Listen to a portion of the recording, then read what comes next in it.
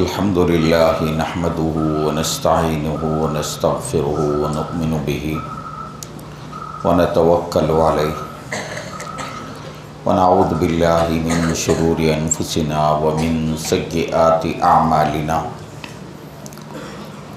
من يهده الله فلا مضل له ومن يضلل فلا هادي له ونشهد أن لا إله إلا الله وحده لا شريك له ونشهد أن سيدنا ونبينا ومولانا محمدا عبده ورسوله أرسله الله تعالى بالحق بشيرا ونذيرا وداعيا إلى الله بإذنه وسراجا منيرا أما بعد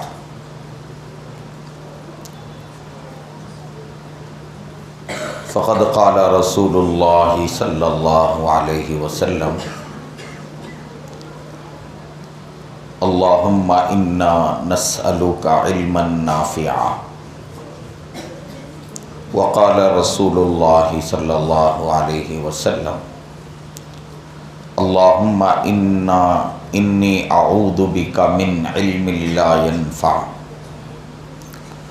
سبحان ربك رب العزة عما يصفون وسلام على المرسلين والحمد لله رب العالمين اللهم صل على سيدنا محمد وعلى آل سيدنا محمد وبارك وسلم اللهم صل على سيدنا محمد وعلى آل سيدنا محمد وبارك وسلم قابل احترام حضرات اساتذہ کرام، عزیز طلباء، معزز حاضرین اور پردہ نشین خواتین،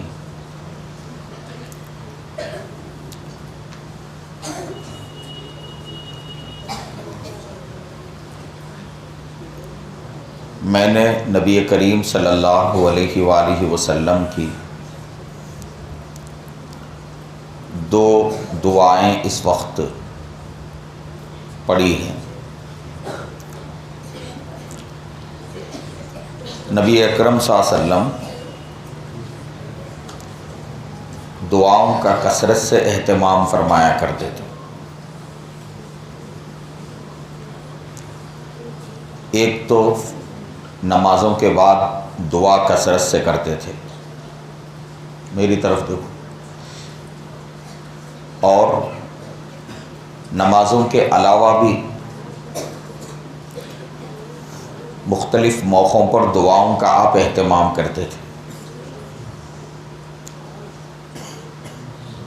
اور دوسرے، کسی بھی کام کے کرنے سے پہلے آپ صلی اللہ علیہ وسلم دعا فرمایا کرتے تھے۔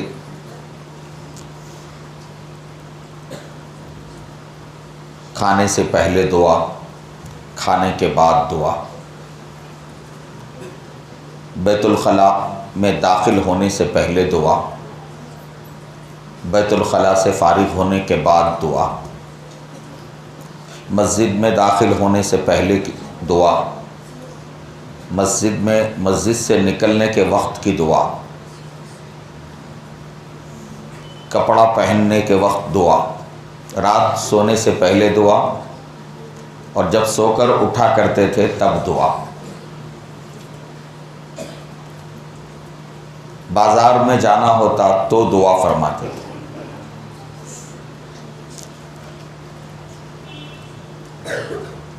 گھر میں داخل ہوتے وقت دعا، گھر سے نکلتے وقت دعا۔ اور یہ دعائیں اصل میں صرف آپ صلی اللہ علیہ وآلہ وسلم ہی نہیں فرماتے تھے، دنیا میں جتنے انبیاء کرام آئے ہیں سارے نبیوں کی زندگی میں دعاؤں کا کثرت سے اہتمام آپ کو ملے گا۔ یہ میں اس لیے عرض کر رہا ہوں تاکہ ہمیں بھی دعاؤں کی عادت ہو جائے۔ یہ مختلف اوقات کی جو دعائیں ہیں ان دعاؤں سے آدمی اللہ کی پناہ میں آتا ہے، اور جب کوئی بندہ اللہ کی پناہ میں آتا ہے تو پھر اسے کوئی چیز نقصان نہیں کرتی، نہ جن اور نہ انس۔ اس لیے ہر کام سے پہلے کی جو دعائیں ہیں ان دعاؤں کا خوب اہتمام کرنا چاہیے۔ اور یہ دعا دراصل بندے کے اللہ سے قریب ہونے کا سب سے آسان راستہ ہے۔ جو بندہ اللہ سے قریب ہونا چاہتا ہے وہ اللہ سے خوب دعا کرے، خوب دعا کرے۔ جتنا بندہ اللہ سے دعا کرے گا اللہ تعالیٰ اس سے اتنا خوش ہوں گے۔ انسان سے اگر کوئی چیز مانگی جائے تو آدمی ناراض ہوتا ہے، اور اللہ تعالیٰ کا معاملہ یہ ہے کہ آپ اللہ سے اگر نہیں مانگیں گے تو اللہ ناراض ہوں گے۔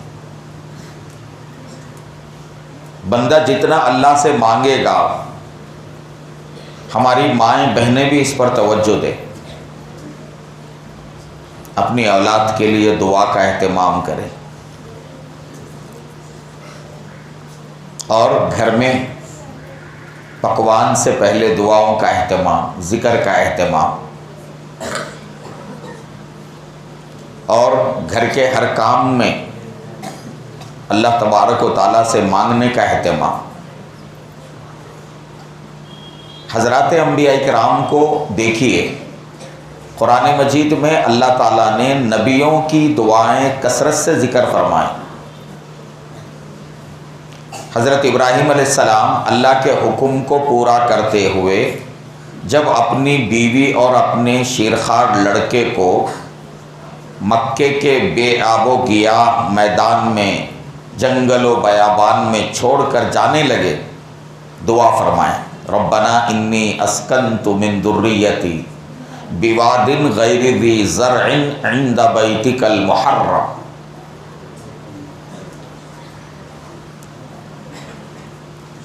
ربنا لیقیموا الصلاۃ فاجعل افئدۃ من الناس تہوی الیہم، لوگوں کے دلوں کو ان کی طرف متوجہ کر دیجئے کہ لوگ کھینچ کھینچ کر ادھر آئیں۔ وارزقہم من الثمرات، جنگل بیابان ہے، دور دور تک کوئی جو ہے ہریالی نہیں ہے، کہیں پانی کا نام و نشان نہیں ہے، لیکن دعا ہو رہی ہے وارزقہم من الثمرات، یہ جو میری بیوی ہے اور میرا بیٹا ہے ان کو آپ ہر طرح کے پھل عطا فرمائیے۔ یہ آپ کی روزی استعمال کر کے آپ کی ناشکری نہیں کریں گے، لعلہم یشکرون، یہ آپ کی شکر گزاری کریں۔ کعبے کی تعمیر کر رہے ہیں، دیوار اٹھا رہے ہیں، زبان پر دعا جاری ہے، وَإِذْ يَرْفَعُ إِبْرَاهِيمُ الْقَوَاعِدَ مِنَ الْبَيْتِ وَإِسْمَاعِيلُ رَبَّنَا تَقَبَّلْ مِنَّا إِنَّكَ أَنْتَ السَّمِيعُ الْعَلِيمُ رَبَّنَا وَاجْعَلْنَا مُسْلِمَيْنِ لَكَ وَمِنْ ذُرِّيَّتِنَا أُمَّةً مُسْلِمَةً لَكَ، دعائیں جاری ہیں، اے اللہ ہمارے اس عمل کو قبول فرما۔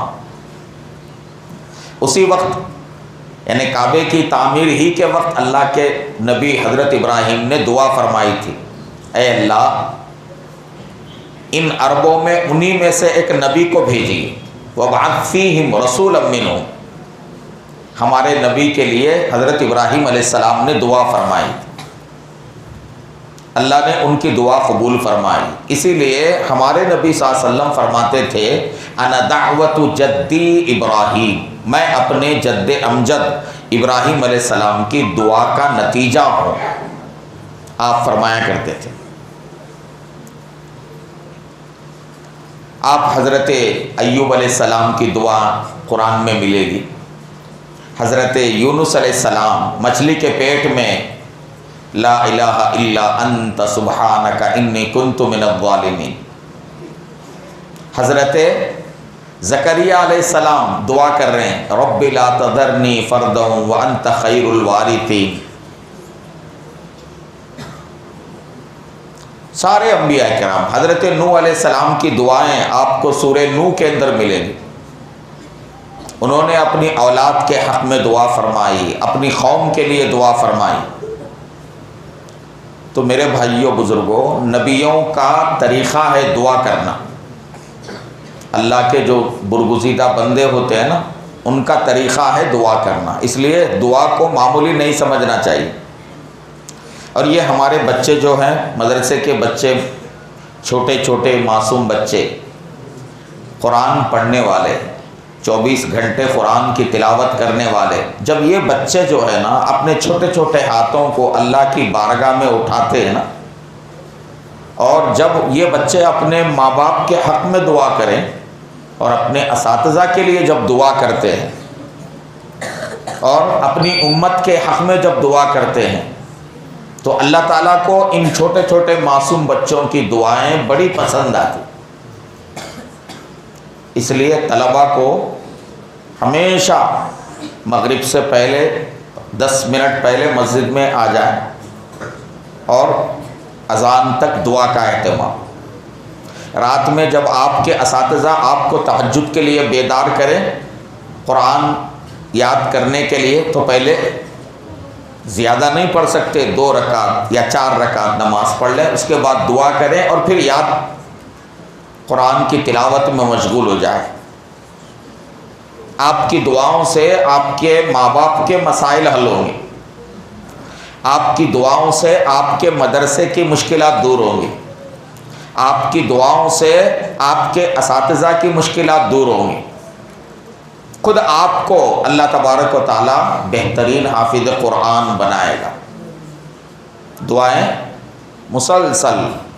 طالب علم کو خالی جو ہے محنت کرنا کافی نہیں ہے، محنت کرنے کے ساتھ ساتھ اللہ تعالیٰ سے دعا بھی کرتے رہنا کہ پروردگار مجھے بہترین حافظ قرآن بنا اور اپنے کلام کو میرے سینے میں جو ہے اس طرح سے محفوظ فرما کہ میں اسے بھول نہ سکوں. طلباء جو ہے نا 2 کام کرنا ہے، ایک دعا کرنا، دوسرے دعا لیتے رہنا. سمجھ رہے نا، 2 چیزیں الگ الگ ہیں. دعا کرنا بھی ہے اور اپنے بڑوں کی، اپنے اساتذہ کی، اپنے ماں باپ کی دعائیں لیتے رہنا. اور دعائیں کیسے ملتی ہیں؟ جب آپ بڑوں کی خدمت کریں گے، بڑوں کی خدمت کریں گے، اپنے اساتذہ کو آپ خوش کریں گے. حضرت عبداللہ ابن عباس رضی اللہ عنہ اتنے بڑے مفسر قرآن ہیں صحابہ کرام میں. علماء فرماتے ہیں کہ وہ جو اتنے بڑے مفسر قرآن بنے، وہ دراصل نبی صلی اللہ علیہ وسلم کی دعا کا نتیجہ تھا. اللہ کے نبی جو ہے بیت الخلاء کے لیے گئے ہوئے تھے، بولے بغیر.